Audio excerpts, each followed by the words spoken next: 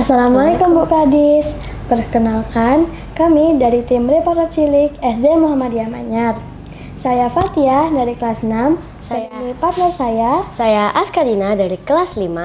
Mohon izin Bu, meminta waktunya untuk melakukan sedikit interview untuk kepentingan majalah sekolah kami.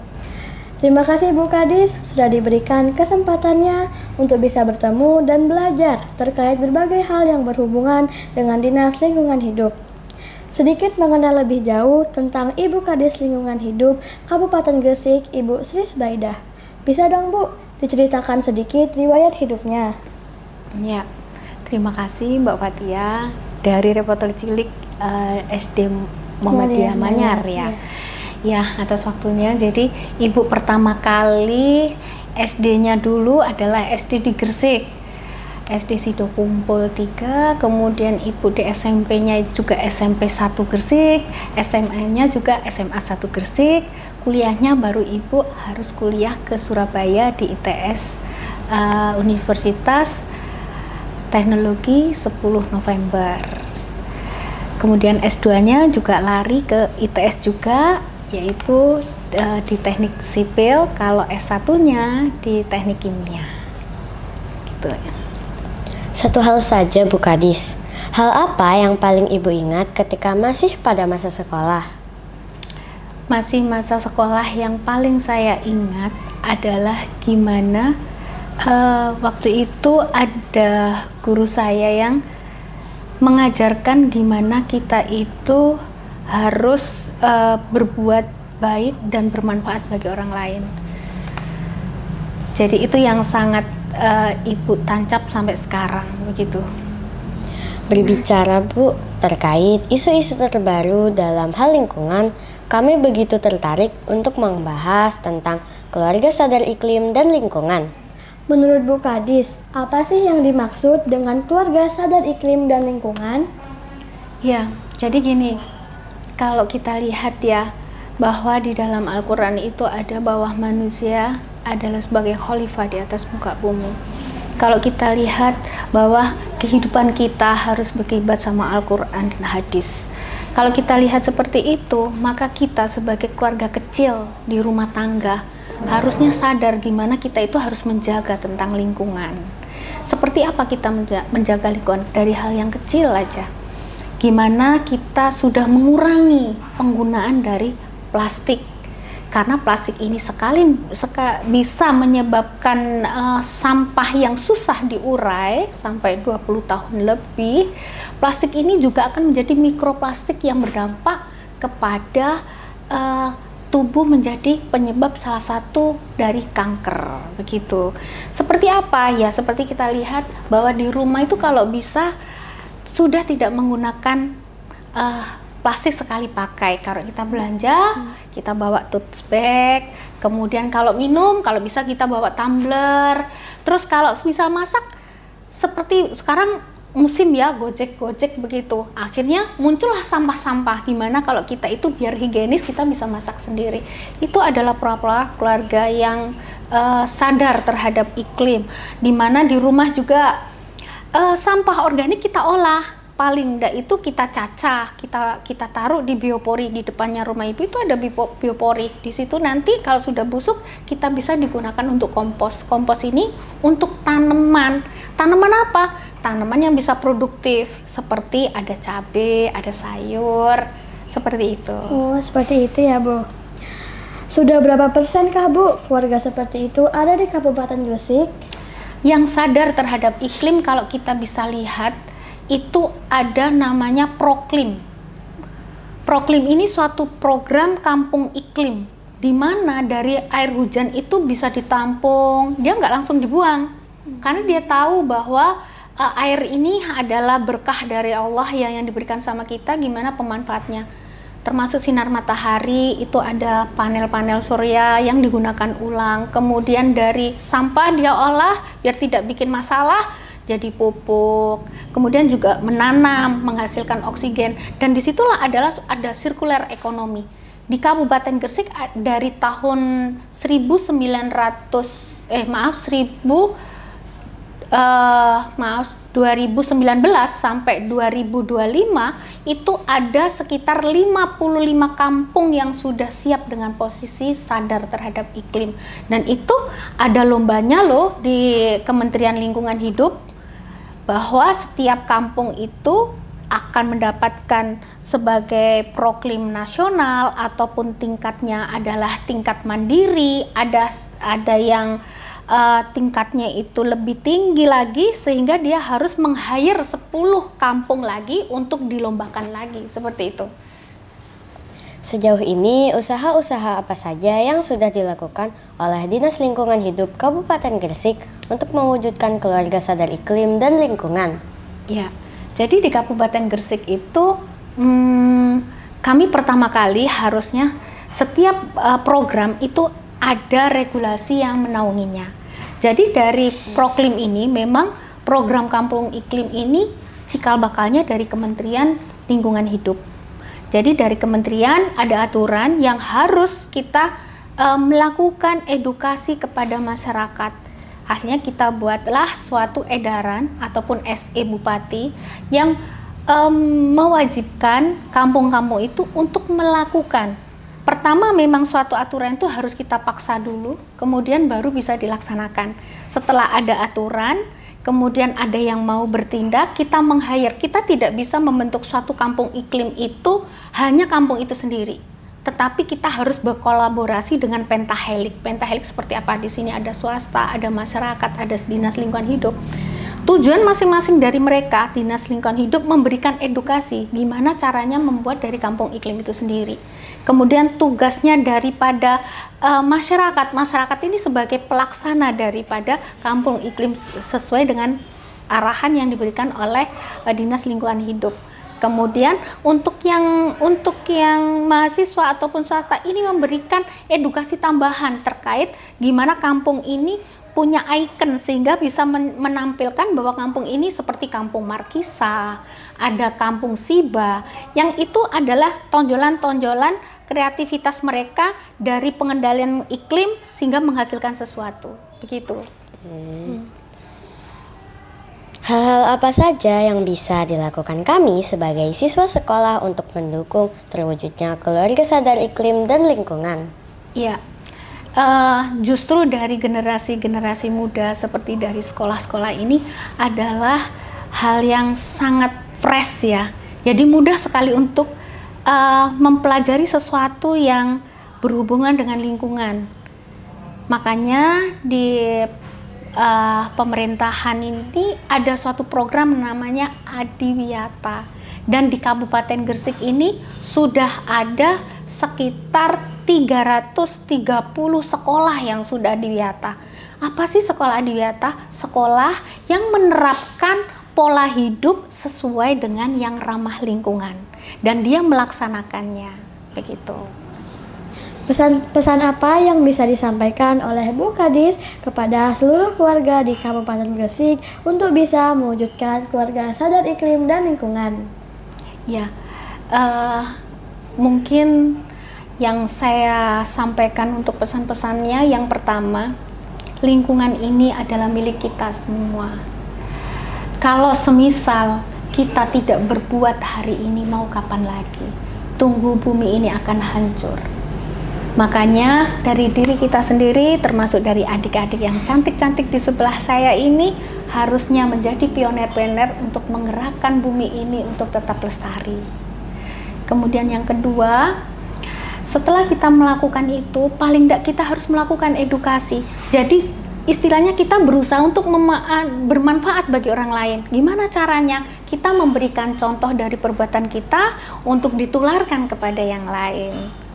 Kemudian yang ketiga, kami berharap masalah lingkungan ini tidak hanya tanggung jawab Dinas Lingkungan Hidup, tetapi dari generasi seperti jenengan semua ini akan menjadikan bumi ini tetap lestari. Bu Kadis, kami sempat eksplor membaca materi dari website DLH. Ada slogan, Gresik Kawasan Merdeka Sampah. Bisa dijelaskan kepada kami itu seperti apa? Iya. Jadi sebenarnya Gresik Kawasan Merdeka Sampah ini adalah suatu program yang kita buat pas tahun 2022. Itu adalah suatu sama dengan Proklim. Kalau Proklim ini adalah dari kementerian yang akan kami terapkan. Tetapi kalau Gresik kawasan Merdeka Sampah, kita mengelola sampahnya sehingga suatu kawasan itu menghasilkan sampah residu yang kecil. Kalau kita bilang zero, mungkin kawasan itu masih belum bisa sampai zero ya, tapi paling tidak sekitar 5% sampah residu yang hanya dibuang di TPA. Jadi Gresik kawasan Merdeka Sampah di mana tidak hanya suatu kampung, tetapi di sekolah juga bisa diterapkan. Seperti yang diterapkan di kantor kami. Kami sudah berusaha untuk tidak ada sampah sekali pakai. Kami sudah menggunakan pakai gelas, sudah memakai kalau ada kotak itu kita juga hindari. Jadi makanan-makanan itu pakai piring, kemudian pakai cangkir, seperti itu yang kita lakukan. Kemudian kita juga mengedukasi bagi tamu-tamu pengunjung untuk membawa tumbler kalau kami ada rapat, atau juga di pintu-pintu masuk sudah ada tanda-tandanya, di sini bebas plastik sekali pakai, begitu. Beberapa waktu yang lalu nih Bu, di wilayah Gresik ada peraturan yang melarang penggunaan kresek plastik dalam berbelanja. Sejauh ini seperti apa aturan itu berjalan? Ya, jadi kami memang ada peraturan pemerintah terkait PSP, kalau nggak salah peraturan nomor 2 tahun 2021, sudah lama sebenarnya. Tetapi kami baru bisa melaksanakan di tahun 2023. Pertama kali yang kami lakukan adalah kami memanggil retail modern, dalam itu kami lakukan edukasi dan sosialisasi terkait masalah perda itu, yaitu waktu itu bersama Bu Wakil Bupati waktu itu Bu Min di Icon Mall. Setelah mereka sudah kami sosialisasi, kami kasih batas waktu sekitar 1 bulan, dan penerapannya setelah 1 bulan kami melakukan pengawasan. Apakah mereka sudah melakukan atau enggak? Kalau belum melakukan kami akan memberikan surat peringatan. Dan sampai sekarang kami bisa mengefisienkan 11 ton untuk Indomaret waktu itu, 11 ton pengurangan sampah. Total yang bisa terkurangi dalam waktu 1 tahun itu hampir sekitar 125 ton sampah plastik. Gimana cara menghitungnya Ibu? Menghitungnya adalah plastik yang biasanya digunakan berapa, kita tahu, mereka catat. Nah sekarang dia sudah tidak mencatat lagi karena kan sudah tidak ada plastik lagi, sehingga itu dianggap bahwa pengurangan terkait plastik yang tidak jadi disebar begitu. Jadi sampai sekarang masih berjalan dan tetap kami review. Jadi kami membutuhkan masyarakat, di mana masyarakat tahu kalau semisal masih ada retail modern ya yang masih menggunakan, bisa WA di kami, di pengaduan kami di 112, sehingga kami bisa turun untuk melakukan review terkait hal itu. Harapan-harapan apa saja yang bisa disampaikan oleh Bu Kadis kepada warga Kabupaten Gresik untuk bisa mewujudkan Gresik kawasan Merdeka Sampah? Kalau boleh berbicara tentang Adiwiyata, sepenting apakah sekolah Adiwiyata menurut Bu Kadis? Ya, saya berharap Kabupaten Gresik ini adalah daerah industri, di mana industrialisasi sangat cepat bergerak.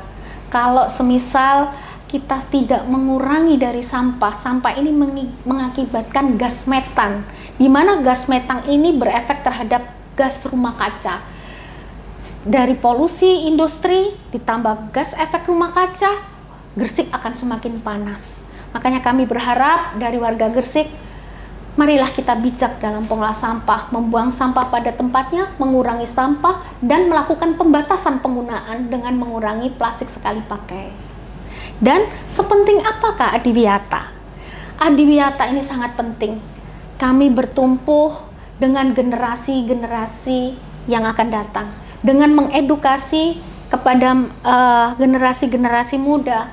Bumi ini akan tetap lestari, karena dengan sekolah Adiwiyata ini mereka akan menerapkan gimana caranya melakukan hidup yang ramah lingkungan, gimana memperlakukan bumi ini secara bijak.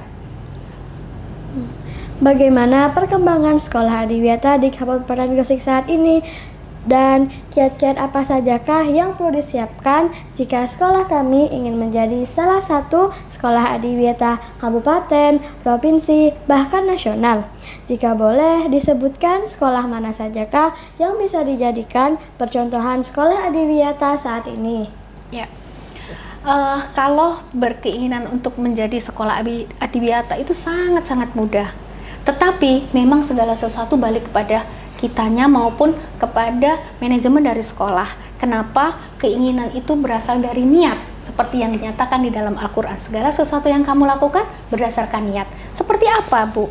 Jadi pihak dari sekolah harus menerapkan kurikulum yang ada hubungannya dengan pengelolaan dari lingkungan. Jadi sudah ada gimana sih kalau kita itu terhadap lingkungan dan pembelajaran seperti apa, jadi ada materi pelajarannya. Setelah materi di lingkungan sekolah juga begitu, karena ada pembiasaan kan. Jadi di situ harus ada paling enggak cara pembuangan sampah, dipisahlah sampah organik dan anorganik. Di situ setelah pembelajaran sudah dapat gimana pengelolaan sampah organik, kemudian gimana punya kantin yang kantin ini ramah lingkungan. Seperti apa kantin ramah lingkungan? Kantinnya ya paling enggak sudah tidak menggunakan plastik. Di situ pakai tumbler lah minumnya. Ya pola hidup gimana ramah lingkungan, tidak menambahi beban daripada lingkungan. Kemudian di sekolah juga paling enggak sebagai percontohan itu adalah sekolah SMP 2. Dia sudah sampai di nasional dan berturut-turut dia megang. Dari mulai komitmen, memang di situ dibutuhkan suatu komitmen dari mulai manajemen sampai kiranya ada aturan-aturannya seperti apa.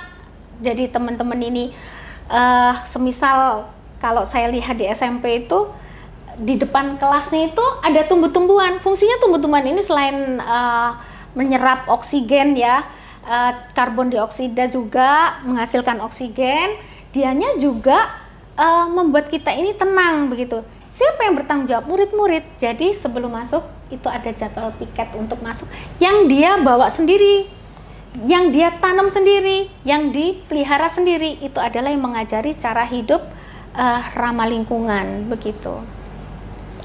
Apa harapan Bu Kadis kepada teman-teman di SDMM terkait generasi bangsa yang peduli lingkungan?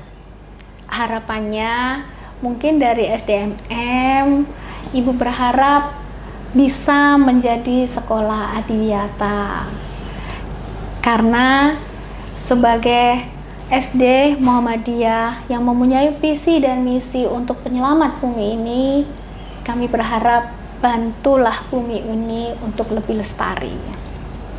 Itu saja dari kami Bu Kadis. Terima kasih atas waktunya. Mohon maaf jika ada tutur kata atau sikap yang kurang berkenan dari kami.